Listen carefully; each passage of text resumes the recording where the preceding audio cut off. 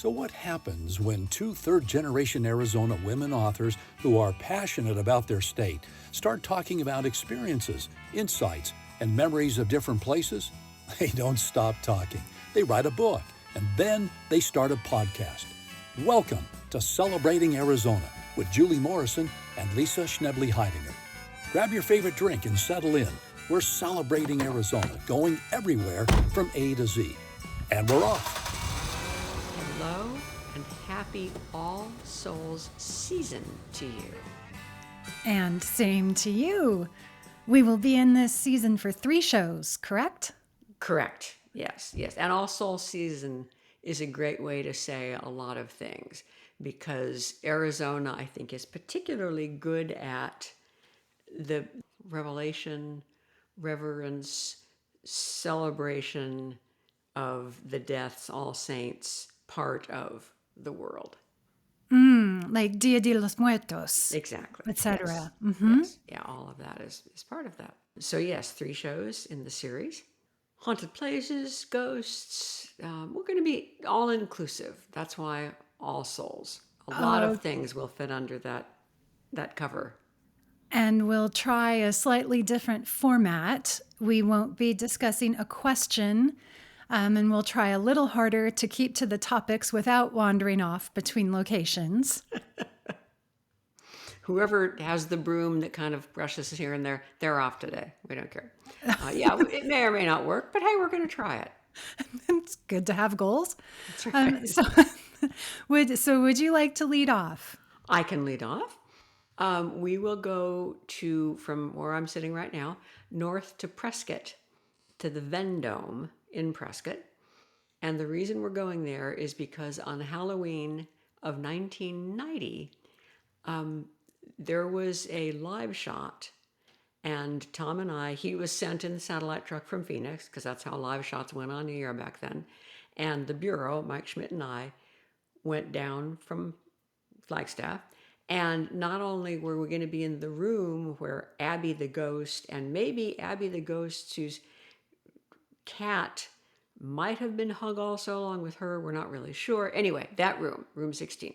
So we are doing a live shot in that room for the 10 o'clock show, and then we're staying in that room. We are married by then in separate cities, so that's fine. Now, frequently, if Tom and I were on the road, the satellite truck, massive piece of equipment, very delicate, very vulnerable, Tom would frequently go out in the night, make sure that nobody had hurt it, make sure everything was fine. That was just something he would do. So at 2:47 in the morning, I heard him drop his keys on the dresser. I thought, Tom had just gone out to see the truck and make sure everything's okay. And then I looked over, and Tom was in bed. And I thought, okay, if Tom is in bed, and he is, somebody else just dropped Tom's keys on the dresser. I am thinking the next person in line would be Abby, the ghost in room 16, who supposedly turns on lights and faucets and shuts doors and does all kinds of things. And why is the ghost named Abby? Because that was her name. So a woman named Abby lived there with her husband, and I don't think anybody can swear this is exactly what happened. But what supposedly happened was that she got some kind of illness and hung herself, and maybe hung her cat in room 16. Of the Vendome, which the wasn't Vendomes. always a hotel. It must have been apartments or something. They were the manager of the hotels. Oh, And okay. so that was where they lived or where she was or wherever. Room 16 on Abbey, Vendomes. And they also have spots on the stairs and different things. But 16 was her primary lair. The ghosts have spots on the stairs? Supposedly. Yes. Apparently, and I've never felt this, but if you cold cold in a place where there are supposedly spirits, the cold is where you are interacting with them. Say people who do that. Okay. So 16, definitely, and some people would say spots on stairs. I don't know if Abby had to take the stairs. I don't know. But I lay in that bed and thought, don't wake Tom, because maybe he would be more vulnerable to Abby if he were awake than asleep. And just said in my head, Abby, your room. I don't plan to stay. I don't want to replace you. I don't want to meet you. I don't want to encounter you. I am leaving at the first light. So if you can just let me be here till the first light, I'm so out of here. I promise. And thank God nothing happened. I have heard from people who say they have been pushed by ghosts. Oh my gosh. Yeah, who some maybe who have been choked by ghosts. I mean, I always think of that like, okay, they're in their realm and we're in our realm. Well, some people not so much. So fortunately for me, whoever dropped the keys on the dresser didn't have any further contact. Didn't do anything else. Didn't do anything else. And I was really, really, really, really glad about that because that was all I needed. That was more than I needed. Yeah, that would be terrifying. Wow. Yeah. Oh my gosh. I cannot imagine trying to barter with a ghost under any circumstances, but certainly not at 2:47 a.m. trying to leave at first light. And like, Well, the leaving at first light was easy. and when the ghost has your keys, like this really can't be good. Well, she dropped them, so theoretically they're on the dresser. But yes, it that was not an experience I had had any preparation for. I've never had any similar experience to get me ready for that experience. I don't live in that world. Good. I agree. Yeah, I'm happy with Yeah. that. Yeah. Wow. So that is story one of All Saints, episode 1. Okay, or all souls. All Souls, souls, pardon me. we're saying because some of what we're presenting certainly won't be saintly, so we're going with souls. Souls. And so now that we've made stop 1, how about we take a break and we'll be back with our second stop. Sounds good.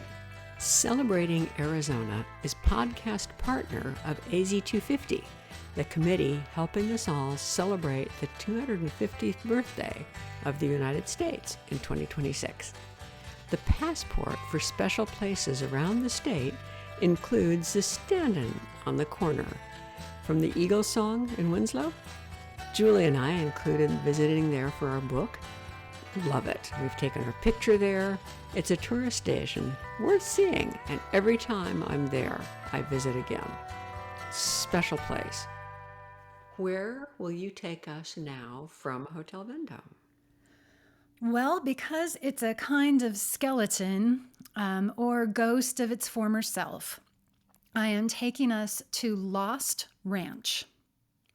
And Lost Ranch is on the south side of South Mountain Park, accessible from a 5-mile loop, hiking loop that starts at the trailhead at 19th Avenue and Chandler Boulevard. So it's, you hike up from the trailhead and it's at the top and at the, actually it's an out and back. It doesn't matter, but it takes you 5 miles there, total to be able to see this thing. And as you hike, you'll see washes, gullies, the Gila River Indian community land, because as you get higher, you've got more of a view, the Estrella Mountains, and eventually a fireplace and chimney made of stone, still intact among a few walls and the foundation of a building that may or may not have been part of a ranch. Okay. And so I was not an in-depth historian here, but from what I can see from some online time, not a ton, is that this is not a site with a definitive history. There's nothing you can get to quickly that tells you exactly what it was. And so for me, it functions better as kind of an imaginative prompt because, you have hiked up in the middle of this desert scape to see, of all things, a chimney. What is the last thing you could possibly need? Well, I'm reminded of when you and I were at Mayhew's West Fork. Remember that chimney? And Oh, yes. that's the only place I've ever seen anything like Just this a at chimney all. hanging out on its own. Yes. Well, and of course, at West Fork, you are much higher in elevation and you get cold weather there. And so, True. like, it makes sense that you would have a chimney. But in the middle of Phoenix, you know, seeing this chimney and hearth, you know, the thing about them is that those are sort of I think the coziest parts of a home. So in a way, it's sort of like coming up and seeing like the internal organs of a home, like like the most vital parts of what makes a house a home are still there, but nothing else is. Look, you might just be a tired hiker and it's a great place to take, you know, to sit down and take a drink of water and to wonder, still standing there. Okay. And move on. Or you might have a poetic moment and think, what does this say to me? And come up with the vital organs of a home. But it can be a kind of mental playground to think about what would Old West Arizona have been at the time around this fireplace. What would it have looked like? You know, what would the ranch have been like on this, you know, the backside of these mountains? What would, you know, the people and the animals and the forage and the, you know, all of this, what would that have been? And it gets a little romantic thinking about, you know, assembling your own Old West Arizona around a fireplace. And my guess, if you were to do it, is that there would be an Earp in it, or possibly Governor Hunt. I do like Earps and Hunts and love Bucky O'Neill. Yes. And you know, I guess also, even if they didn't need the heat to be warm, they certainly could have needed the heat to cook. For cooking, sure. I mean, Yeah. I don't know a lot about fireplace, so I can't, without seeing it, I won't go, they could or couldn't cook there, but that, They could have. This Okay, is yeah. huge. It stands Okay. several feet, you know, several feet taller than a person. So they could Okay. absolutely have cooked on this fireplace. Yeah. Yeah. Yeah. Interesting. Yeah. And do you have any names around a fireplace in that period of the West? Oh, you know, when I was thinking about what I wanted my wedding to be as a little girl, I never really got past the horses that I wanted to be in it. And so similarly with the Old West, I kind of start with the horses and don't get anywhere else. Oh, that's funny. So there would be horses grazing somewhere that I could hear them from the campfire. And the people I haven't gotten around to thinking about, but there would be horses. That's funny. Yeah. Okay. Well, I'll tell you what, let's take a break. You can think about people if you want to, and then we will come back and read stuff. Okay, very good. We are partners with Visit Flagstaff. One of the important places they send people is Reardon Mansion State Historic Park. Brothers Timothy and Michael Reardon shared this massive log home. It's one of my favorites. Julie and I have spoken there. Such a beautiful piece of Flagstaff history. Every time I've taken the tour, I have enjoyed it like the first time. Definitely worth seeing. So, we are back, and are you ready to read for us? Sure. So the poem that I'm reading is called Transition Time. And the way I got there is that there's something about hiking a stark landscape and coming upon an uncertain history that reminded me of the feeling within a transition of, you know, this huge unknown and how can anybody live like this? Oh. And, you know, the answer is usually that nobody does for too long, either because, you know, the nature of the transition, the highs and the lows and the urgency either become less urgent or more familiar, or they change to something else. That question made me think of transition time. And so I made transition time a character, a member of the Greater Times family, and actually an entity within the Greater Times family. And you'll see what I mean by that. So transition time. A punk band. Transition time. is made up of times family members whose lack of harmony is least disturbing when dissonance is a group project. Travel time vocalizes, out of time and off key. Difficult time strums, sounding blisters. Ooh. Sometime plays bass, ever a hard line. Hard time drums, less rhythm than riot.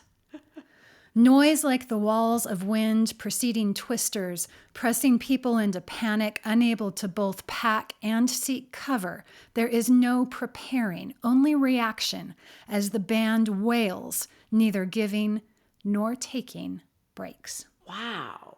Now, I don't have a smooth transition from that. I have chaos and things like chaos. Yeah, what do you know after that particular poem? Yeah, you can have fun with that. Yes, so we'll just, within the turbulence, we can move on to what will you read? We're going back to Vendome, and this is out of the 2003 Yellow House book. Just a little bit more of a foundation of Abbey than I had done before. So, an earlier owner of Vendome had described to me some of the actions staff attributed to Abbey. The call button behind the desk downstairs would show someone in room 16 needing service even when the room was empty. Maids would go up to find the television blaring.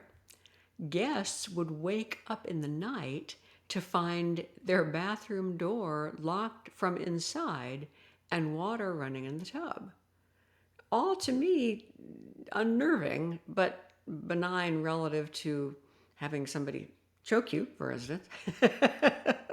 I have told my children that as a woman who can't explain how a document is faxed, or how cell phones work, or radio waves, I don't have to understand something for it to be possible. And ghosts, to me, fall in that same category. I remember one time my sister had stayed at the Hotel Vendome with a group, and several of the guests remarking on cold spots on the stairs, but only a few. And those who did seemed to me to have a talent like somebody with perfect pitch or better eyesight, just people who are, able to pick up on things that maybe somebody else doesn't. The Hotel Vendome is a lovely old building with a wide, welcoming porch, cozy lobby, upstairs a broad hallway running to the gallery overlooking the street. It's a building that could fit in any quaint town at the turn of the century, or a production of The Music Man. It would fit well there too. Got it. And, may Prescott never have the troubles like they did in River City. Yes. We want that for Prescott. And but before we go, do you have a mug for us? We do, yes. The Prescott Frontier Days. So the old long-term rodeo, which Tom and I actually did a live shot. That mug goes way back and is still lovely. And so that's the mug of the day. People can see on our podcast face, because always the mug shows up there. And on our website, where they are all pictured. And we will remind you that is celebratingaz.com. And with that, we will say farewell until episode 2 of All Souls Arizona next week. Thanks for joining us. Amen to all of that. And bye for now. We'd really like to hear from you about anything this show led you to think about. Write to us at celebratingaz.com. The wizard behind making a conversation into a podcast is Tom Heidinger. The music comes from Daniel Blatney, and I'm Dana Cooper.